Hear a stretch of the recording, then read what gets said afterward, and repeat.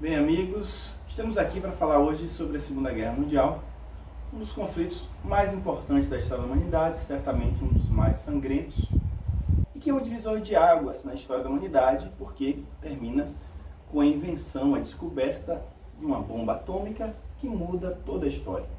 Eu costumo sempre dizer que a partir desse conflito podemos dividir a história da humanidade em antes da bomba e depois da bomba. O conflito começa em 39 e termina em 45. Vamos começar vendo os antecedentes, os principais antecedentes que levam a esse conflito. Quando falamos em antecedentes, podemos colocar aí uma série de fatores que vão levar a um conflito dessa magnitude. Mas claro que temos os principais.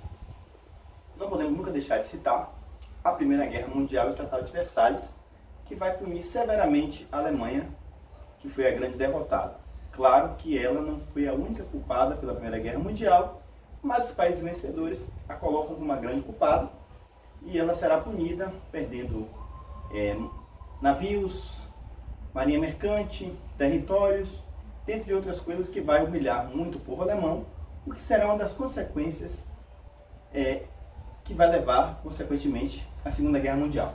O Tratado de Versalhes, assinado na cidade de Versalhes, dentro do palácio, e que vai realmente punir os derrotados, de passagem, a Alemanha. O Império Austro-Húngaro vai ser desmembrado em vários países, e tudo isso leva ao conflito.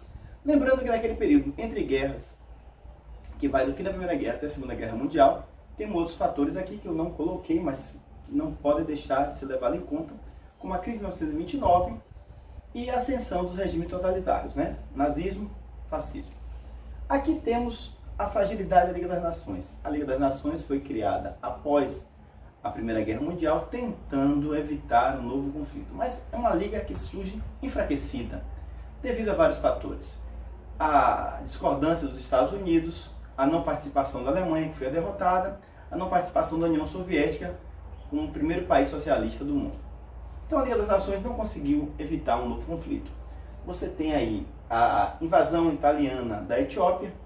O Benito Mussolini resolve invadir a Etiópia, não era Etiópia, era Eritreia, um exército muito mais poderoso do que o exército etíope. O Selassie ele vai pedir auxílio das grandes potências, principalmente Inglaterra e França, por conta dessa invasão. Ele já sabia que aconteceria essa invasão, e no entanto as potências não se interessam, não tem interesse em resolver o problema da Eritreia, um país muito pobre, que hoje é a Etiópia.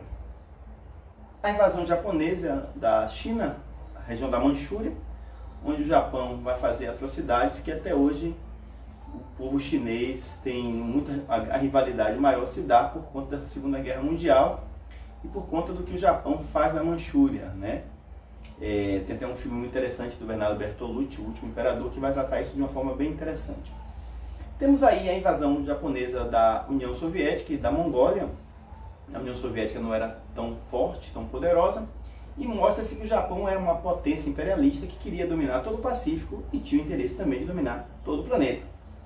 Assim como a Alemanha, de Hitler, e a Itália, de Mussolini. A Alemanha anexa a Áustria em 1938 e vai ter tem algumas fotos de alguns austríacos fazendo o símbolo do nazismo. Lembrando que hoje falar de Hitler, falar de Mussolini, falar do nazismo e do fascismo, ele causa repúdio na maior parte das pessoas do planeta que tem conhecimento do conteúdo. Mas naquele momento específico, naquele entre guerras, pós Primeira Guerra Mundial, principalmente nos antecedentes da Segunda Guerra Mundial, Hitler era um popstar, era um homem muito influente, admirado em boa parte do planeta. Aqui no Brasil perguntaram a Getúlio quem é que ele admirava no mundo e ele falou que era o Benito Mussolini e o Hitler também, porque o nazismo e o fascismo cresciam vertiginosamente dentro da Alemanha, dentro da Itália. Hitler queria trazer de volta, ele falava no arianismo, coisa que uma invenção dos nazistas, da raça pura. Os alemães eram raça pura e com uma série de características que ele mesmo não possuía. Você tinha também o Benito Mussolini com a ideia de trazer de volta o antigo Império Romano, o esplendor do Império Romano. Dentre esses fatores, temos aí o seguinte: nesse entre-guerras, com a ascensão de Hitler, ele vai investir muito na indústria pesada, na indústria de bens, no crescimento da Alemanha e no militarismo, na indústria armamentista ou bélica, né? E, consequentemente, a Inglaterra e a França deixaram a coisa acontecer. Seguindo essa linha aí, você vai ter a formação do eixo, chamado eixo Roma, Tóquio, Berlim.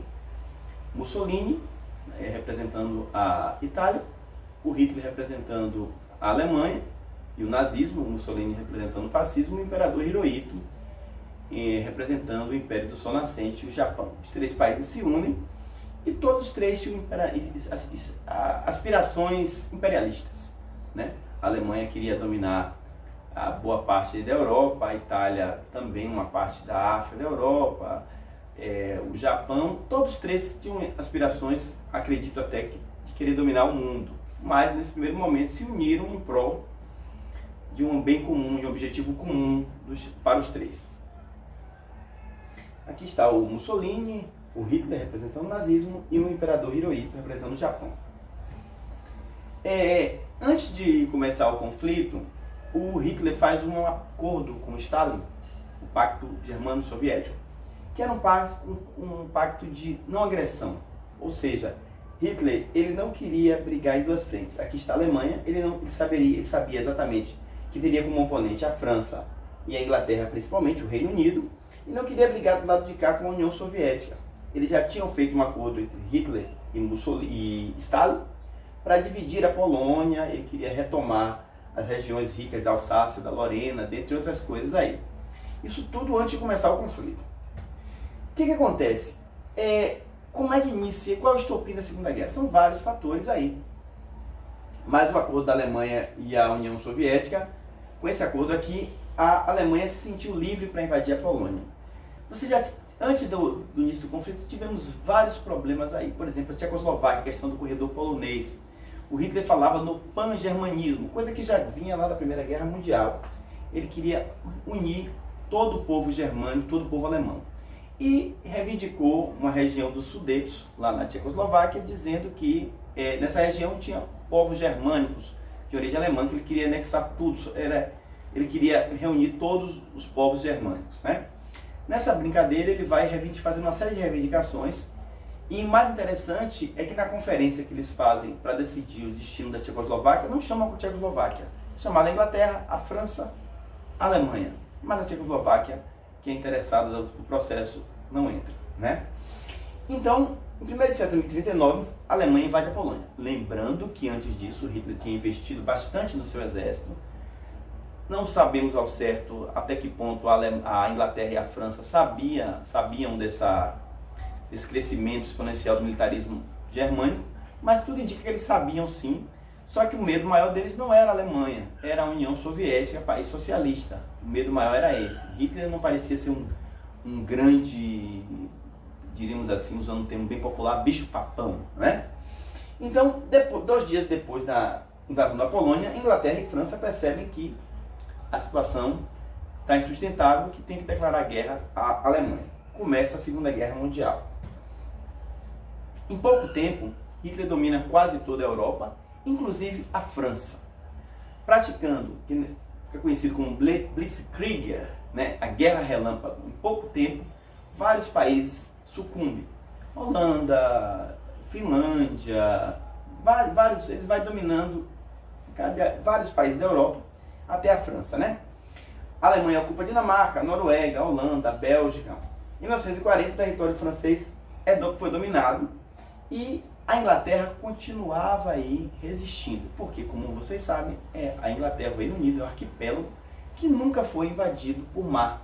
E Hitler tentou também, não conseguiu. Napoleão já tinha tentado, não conseguiu. Inclusive, nós vamos perceber aí durante esse conflito alguns erros que Napoleão cometeu, Hitler comete os mesmos erros. Talvez por não entender bem história, talvez por se achar superior mesmo, acreditar que ele iria dominar o mundo, porque foi em pouco tempo a Europa estava de joelho diante de uma Alemanha que crescia vertiginosamente, um dos exércitos mais poderosos, aliás, o exército mais poderoso do mundo naquele momento, dos mais disciplinados também. Aí está, vocês veem o Japão dominando aqui ocupando todo aqui o Pacífico, as ilhas do Pacífico, a Alemanha aqui na Europa, a Itália também aqui já no norte da África, né? E o interesse deles maior era dominar todo mundo. O que acontece? A guerra está se desenvolvendo e os Estados Unidos estavam num grande dilema. O povo estadunidense não queria se envolver em mais um conflito europeu. Até porque, lembrando que na Primeira Guerra Mundial, o território dos Estados Unidos ficaram incólume e na Segunda Guerra também, porque o que foi atacado foi a base militar